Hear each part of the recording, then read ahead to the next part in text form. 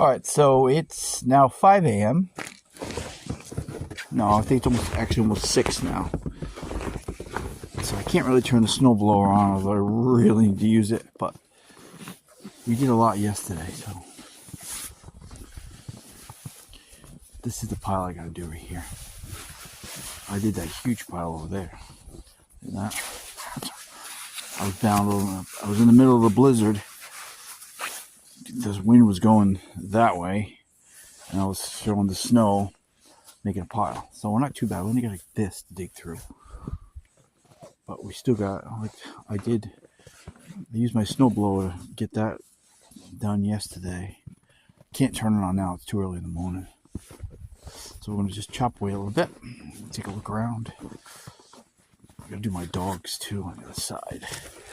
So we'll just play around in here for a little bit. Get some light. Now this drifting is going on. I don't have to worry about it as much. And I keep my phone on for a little bit because there's no more snow blowing on the phone. I can only use the phone for a little bit yesterday.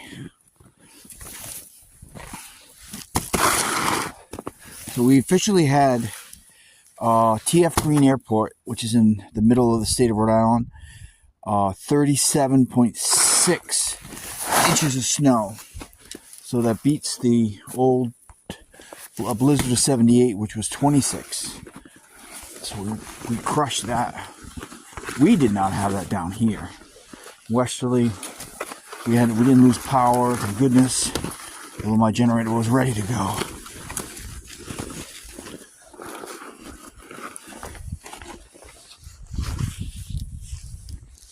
We had, I want to say 24 inches maybe. That was most of the state, but there was space in the middle of the state where the 24 to 36 inches went. We didn't get that, thank goodness. But the problem is I haven't mailed anything out yet. And